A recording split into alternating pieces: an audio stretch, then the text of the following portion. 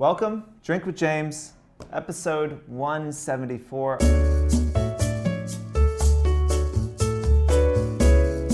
I am coming to you at like 4:15 on a Friday afternoon. So unfortunately for Brian, he has to turn this thing around pretty quickly. But I just got back from being out of town for like a week. I was in Dallas. Never been to Dallas before. So like go down there and I don't even really bother to check the weather. I'm going to Texas. Like it's warm in New York. I just brought like a blazer, get off the plane, walk into the jetway. You can see your breath. It's fucking freezing in Dallas. It was so cold. I was cold the entire time I was there. We were really there for one meeting, and then we went to Uchi for dinner, which if you've been to Austin or Dallas and been to Uchi, it's fantastic. I can't suggest it enough. Although, beer and wine only, which like is honestly a little bit annoying. I think they said their first location was beer and wine only, so they just kind of did that as like a tradition. I think that's a tradition that, some traditions you can move on from. So if the owner of Uchi is watching this, I implore you, please get a liquor license for your Dallas location. I promise it'll be better if we can have a Negroni while burning through 20 courses of Japanese food. Okay, a few little things to start off, and then we've got a little different episode. Today's episode is all about fighting. Everything in the episode is fights people are having with me, fights people are having with each other, fights the brands are having with influencers. So we've got lots of kind of tea to spill today. But before that, few things. One, interested to see how many people likes are hidden for. So I had likes turned off. I mean, it's a bit of a, it's kind of only halfway there. And this is actually something we heard from some influencers who we interviewed in Australia, which is like, it doesn't totally count because until likes are turned off for everyone, you're not going to get the full effect of knowing people aren't seeing your likes. So like right now, as I scroll through my Instagram, I don't see like counts. But most of the people in our office, I think it's only 25% of the people in the office right now have likes turned off. So 75% of people are still seeing likes. So in my head, I still know that most people are seeing the like count. So it's I don't think for me it's changing my behavior yet. Again, interested to see as they roll it out more broadly. But drop a line in the comments if you are turned off so far, and interested to hear again in the comments if you feel like it's changed your behavior at all since likes have been turned off. But we are certainly watching that roll out, and we'll be watching the data to see if people's behavior is changing. Another thing, someone had asked a question about some of their stories randomly getting a lot more views than other ones. And I think it's just something we haven't talked about, but Instagram recently started integrating stories into the Explore page. So if you see a story that did particularly well, that is probably why. If you go to the Explore page, you can kind of see what stuff is making in there. I weirdly had like 3 or 4 pieces of content from accounts that were fingerboard accounts. You guys know what a fingerboard is? It is a tiny skateboard that you ride with your fingers through a tiny skate park. I do not follow any fingerboard content, so I'm not sure how it's getting into my feed. But I will say this, there were some decently compelling stories there, and I might be at a place to start following a few fingerboard accounts soon. So as always, it's worth jumping into Explore and seeing what's there. Obviously, what is on your Explore page is totally custom for you based on your behavior and who you follow and what people are liking, but always worth checking that out to see what is landing in there.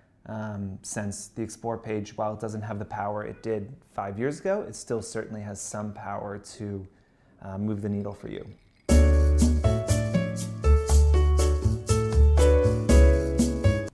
Okay, let's get into the meat here. So 3 things, as I said, 3 kind of arguments I saw people having on the internet this week that I want to comment on. The first is I wouldn't say it was an argument, but it was a back and forth I was having with two influencers. It was Kathy from Poor Little It Girl and Kara from Politics of Pretty. We'll put up somewhere the tweets so you can see them, and it's worth going through and probably reading the thread. Basically, it started with Kathy asking, saying, I, on Drink with James, give advice that influencers should be getting paid, but on our bulletin, bulletin is a tool that we have on Fohr for brands to offer kind of opportunities. It is not a place to get paid, but it's kind of specifically for opportunities, event attendance, a gifting opportunity, a hotel night for trade. So it was kind of built specifically for that. But there was a question that all of these things were unpaid, and I talk about getting paid, and was that disingenuous? Was it right that Fohr has a product that helps brands engage with influencers for gifting and exchange opportunities, while I, again, to their point of view, while I was, preaching that influencers should be getting paid. First of all, I always appreciate some pushback. I always appreciate getting called out, and I love that Fohr is important enough for people to take time out of their day to raise a concern about it. It's the only way that we're going to get better, and I think that this interaction showed me, one, that we maybe weren't being clear enough about what bulletin was, and that maybe I wasn't being clear about my thoughts about gifting. So let me clear up a few of those things first. As I mentioned in the Twitter thread, I am not against gifting. I don't like unboxings, though I do think they can be done well. I am not against influencers doing things for trade. There is, I would say, 75% of the clients that we close at Fohr, we're doing stuff for free for them before we take their money.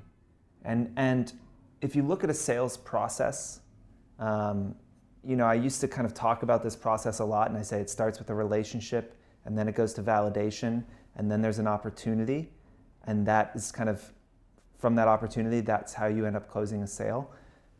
One of the hardest parts of that process is the validation part, right? If a brand doesn't know who you are and you reach out to them, okay, now you've potentially built a relationship. How are you getting validated? They don't know you. They don't know if what you do is valuable or not. And there's ways to do that other than working for free. But the easiest way to prove to a brand that you care about that brand, that you're a customer, and that you are a good fit for them is to do posts for free. It is 100% the easiest way to get a brand's attention. And I argue the point that once you do something for free for a brand, they won't value you and you won't get paid. I think there are some brands that is certainly true. There's some brands that are never going to pay you. It's just never going to happen.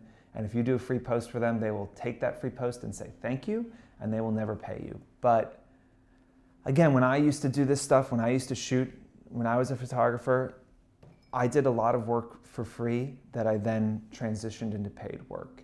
And I think that a gifting opportunity is probably an influencer's best chance to take a new client to a paid client by doing a great job with that and being really strategic about how you move them through that funnel. How do you move them from unpaid to paid?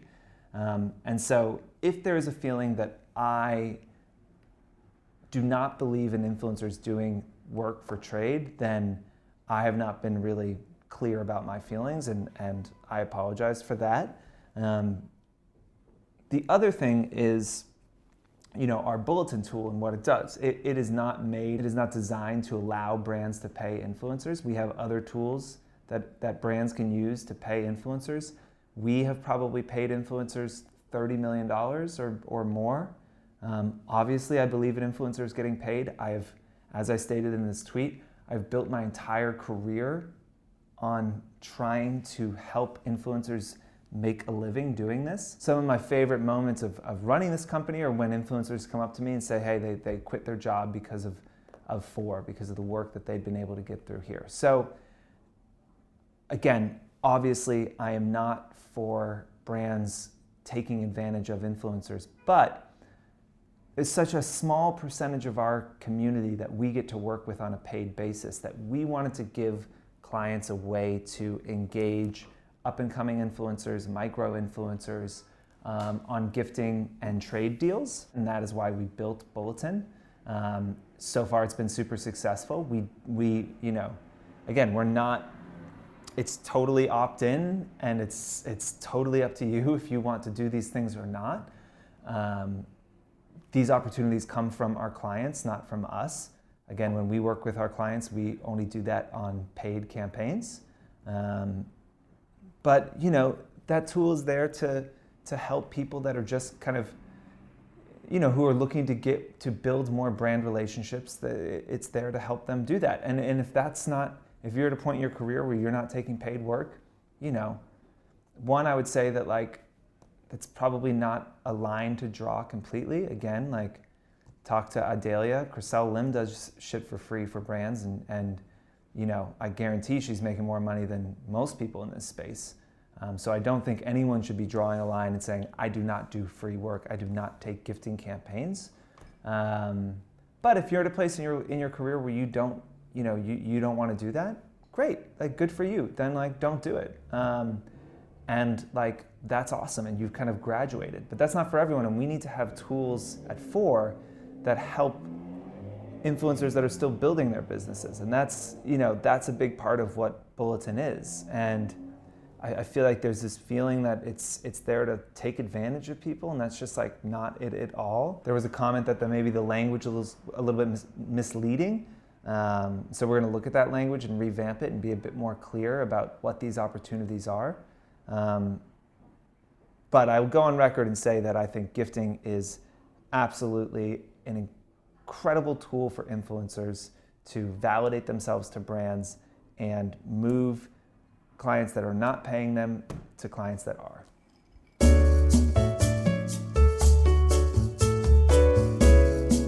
Beef number 2. So I follow this guy, Andrew. His Instagram is NYC Film Locations. He's a location scout in New York. He's got 23,000 followers. He does a lot of work for very cool brands. I follow him because he finds really cool places in New York as a location scout. And as we are in a creative business and we are, giving our clients strategic recommendations, sometimes some of the locations that I see on his on his feed are potentially places that we would want to shoot someday. I find him to be a great resource to kind of keep my finger on the pulse of kind of what's happening in New York as far as locations go. This week he did a post that said, hey, I've been trying to get paid by this brand for 3 months. They haven't paid me. They're disputing the fact that they owe me this money. I did 16 days of work. And on Friday at 4 p.m., I'm going to publish who the client is, who the director is, who did production, everyone. I am going to expose everyone who's screwing me out of this money in 3 days. And then through his stories, he put paid money behind that post, which is hilarious. And then through his stories, he kind of showed screenshots of the emails, showing how he was following up. He did a bunch of things to kind of show that he had done this work. And kind of kept telling the story. He had a big countdown in his stories saying when he was going to expose people. And look, that shit is entertaining to watch. We actually just hit the time when he was supposed to reveal the name, and apparently the company that owed him the money, the legal team, reached out and said that they wanted to talk to him on Monday. So he said he's pausing on it right now, and we'll see what happens Monday. I think that I used to freelance, right? I used to do photography. I have a lot of friends that are influencers, photographers, creatives. Getting paid is 100% is just a huge pain in the ass. And big companies will often take advantage of you and try not to pay you. I'll tell you this, most companies, especially a smaller resource-constrained company, it is 100% in their best interest to delay your payment as long as possible. And a lot of times, they won't pay you unless you're bothering them, unless you're following up. And that's frustrating, but if you think about a company that has a lot of people to pay, if they can hold your payment a week, that's someone else that they can pay who's bothering them, who's emailing them every day about it. And they 100% do not do a first in, first out, right? They're not saying, well, I said I would pay this in 30 days. It's 30 days, I'm paying it. For a lot of smaller companies, if you're not following up, they're going to wait maybe 60 days to pay you. It's what we call the time value of money. The longer you can hold on to it, the more valuable it is. So there's a real incentive for companies to hold on to your money. I will say this, Andrew's strategy, while interesting and fun to watch because I love drama and gossip, it is a dangerous strategy to pursue. I think with him, he did a good job of showing how much work he had done to try and get paid before resulting to this.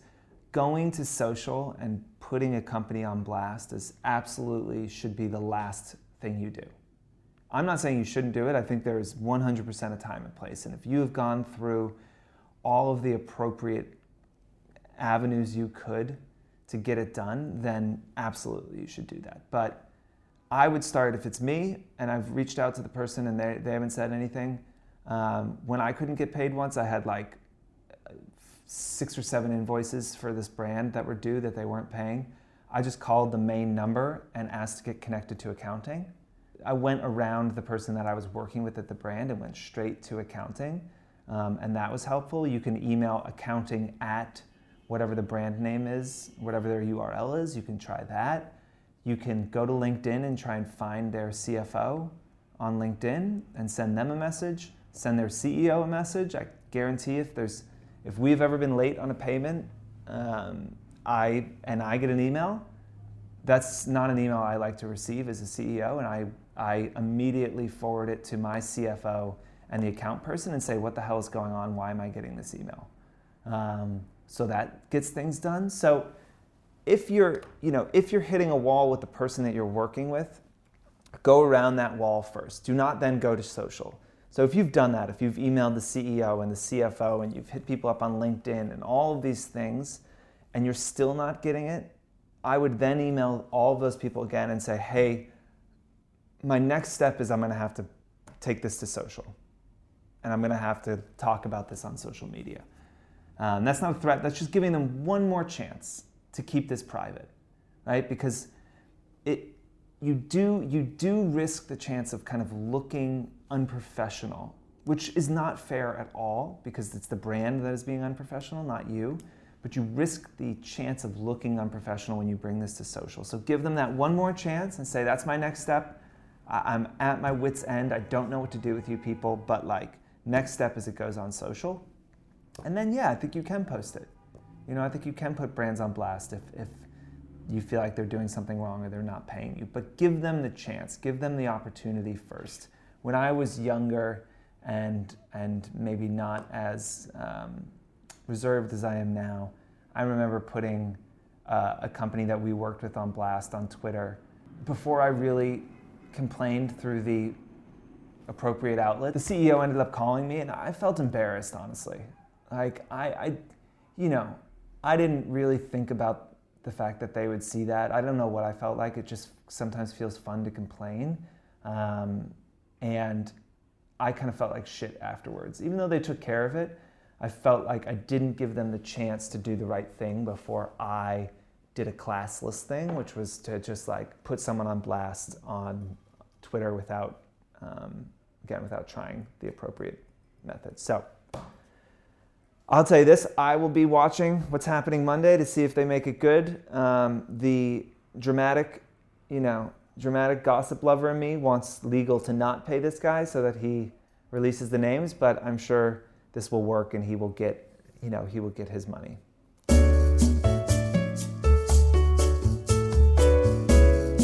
Last one is Grace Atwood sent me a link to an article on Article of Style's blog. Article of Style is a custom menswear shop in New York run by a guy named Dan, who used to be a menswear blogger. And apparently it was kind of making the rounds on Reddit over the weekend or last week. And, he got, an influencer reached out to him and asked to be paid for a post. And Dan kind of wrote this big, long post about, his advice for fashion influencers. And you know what? Most of it was pretty in line with what we talk about here. And Dan's a smart guy, and he's been in this industry for a long time. And I think a lot of the advice in it is pretty solid. He talks about, doing a better job describing your offer. Instead of saying, hey, pay me, say exactly what you're going to do. He talked about,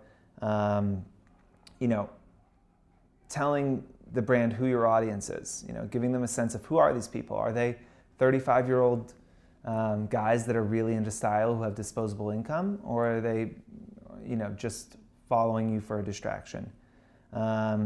He talked about, becoming more focused, what we talk about, essentially honing your craft, right? If you're into men's style, really work to understand men's style.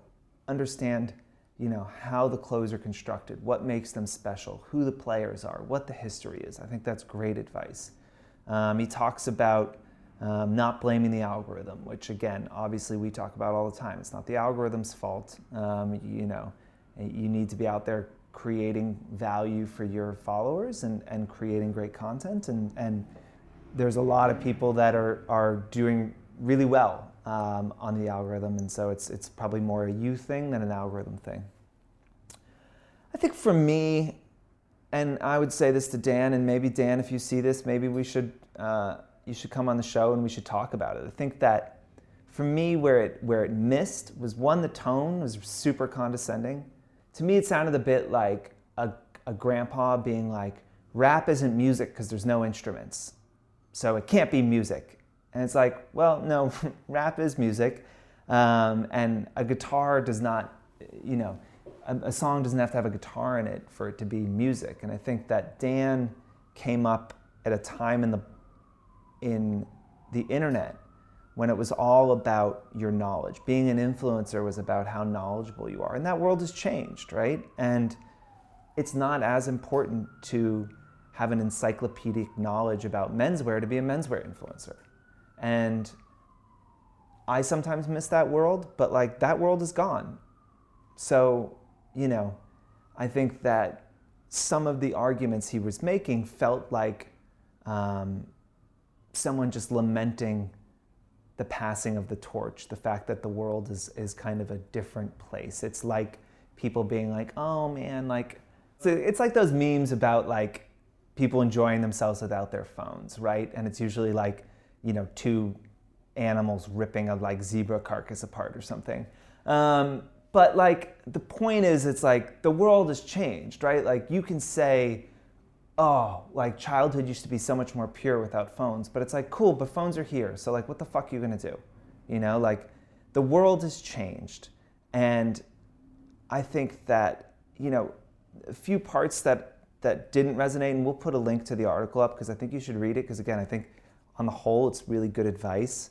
There was a part about ROI, which I thought was just a little reductionist in its view of advertising, essentially arguing that every single piece of advertising you do has to tie directly to a sale. But what then about television, about print, about radio, about anything else? Of course, advertising needs to drive sales, but a sales funnel is a large, long, complicated thing, and it takes at least generally 7 touches for someone to become a customer, at least.